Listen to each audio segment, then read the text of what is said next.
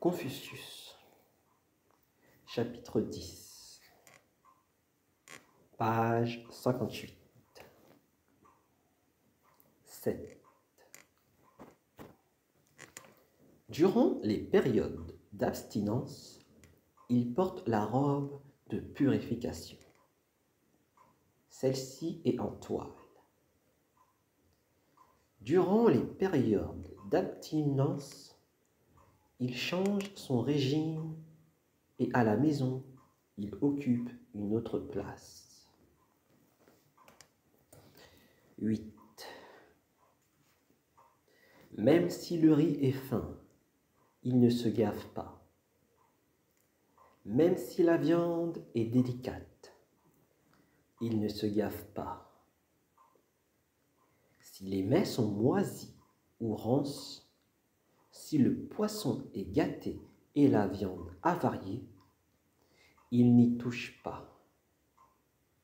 S'ils ont changé de couleur, il n'y touche pas.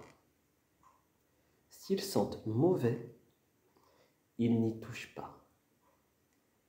S'ils sont mal cuits, il n'y touche pas. S'ils ne sont pas servis à l'heure, il n'y touche pas. S'ils sont mal découpés, il n'y touche pas. Si la sauce n'est pas appropriée, il n'y touche pas. Même quand la viande est abondante, il ne doit pas manger plus de viande que de riz. Pour le vin, par contre, il n'y a pas de limite, du moment qu'il garde sa tête. Il ne consomme ni vin de boutique, ni charcuterie du marché. Il ne refuse pas les assaisonnements au gingembre, mais il n'en abuse pas. 9. Lors des sacrifices d'État, il ne garde pas la viande jusqu'au lendemain. Quant à la viande des sacrifices ordinaires, il ne la garde pas plus de 3 jours. Après 3 jours, il n'y touche plus.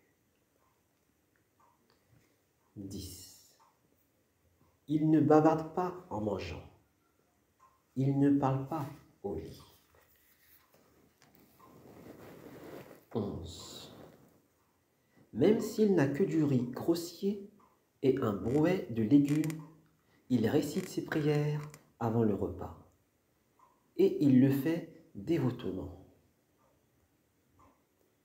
12. Si la natte est de travers, il ne s'assit pas. 13. Quand il participe à un banquet au village, il attend pour se retirer que les aînés se soient retirés. 14. Quand les gens du village font un exorcisme, il met ses habits de cour et prend place sur l'estrade orientale. 15. Quand il fait prendre des nouvelles de quelqu'un à l'étranger, il se prosterne 2 fois au moment d'envoyer le messager. 16. Le seigneur Jiquin lui envoya une médecine. Il se prosterna et l'accepta. Il dit: n'en connaissant pas les vertus, je n'ose y toucher. 17. L'écurie brûla. Le maître prit congé de la cour et demanda: y a-t-il eu quelqu'un de blessé? Il ne s'informa pas des chevaux. 18. Quand le souverain lui faisait présent de nourriture cuite, il rectifiait la position de son siège et les goûtait aussitôt. Quand le souverain lui faisait un présent de nourriture crue, il les cuisait et les offrait aux ancêtres.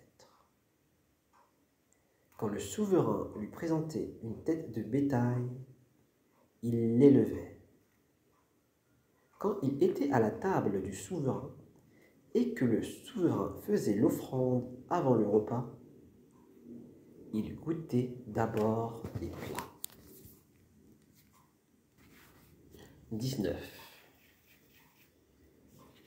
Durant une maladie, le souverain vint le voir. Il fit placer son lit tête à l'est, avec ses vêtements de cour par-dessus, et le grand cordon en travers. 20. Quand le souverain le convoquait, il se mettait aussitôt en route sans attendre qu'on attelât. 21. Quand il visitait le grand temple, il s'y enquérait de tout. 22.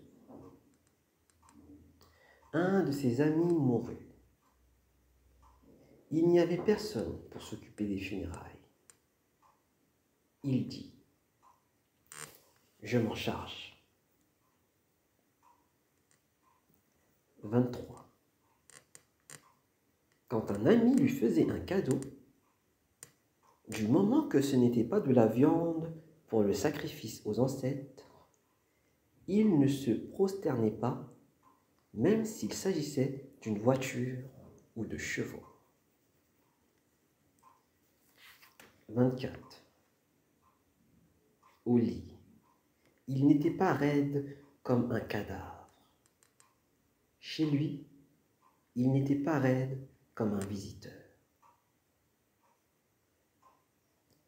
25.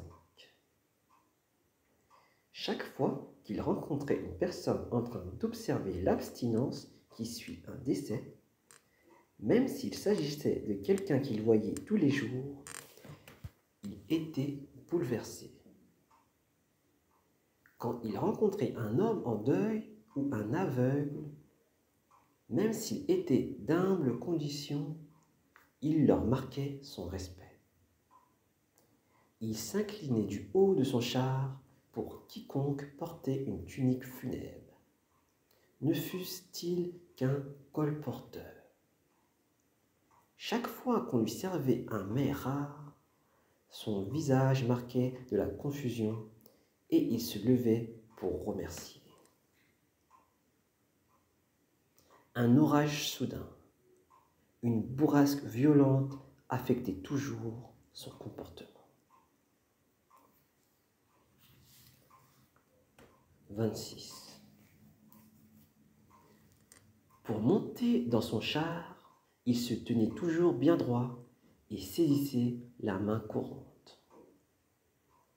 Dans son char, il ne tournait pas la tête, il ne parlait pas avec volubilité, il ne montrait pas du doigt. 27. Effrayé, l'oiseau s'envole. Il ne se pose qu'après avoir décrit un cercle. Le maître dit : la faisane sur le pont dans la montagne, comme elle choisit son moment. Comme elle choisit son moment. Zilou s'inclina respectueusement dans la direction de l'oiseau. Celui-ci battit 3 fois des ailes et s'éleva dans les airs.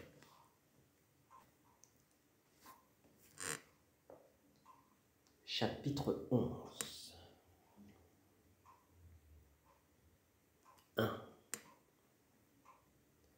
Le maître dit : les roturiers doivent commencer par apprendre la liturgie et la musique, tandis que les nobles peuvent en remettre l'étude à plus tard. S'il s'agit de recruter des hommes de talent, je préfère choisir parmi les premiers. 2. Le maître dit : de tous ceux qui partagent mes tribulations au pays de chêne et de caille, il n'en est plus un qui fréquente encore ma maison. 3. Pour la vertu, il y avait Yang Yu, Ming Ziqian, Ran Bonyu et Ran Yang. Éloquence, Zhei, Zigong. Gouvernement, Rankyu, Zilu. Lettre, Ziyu, Zizia.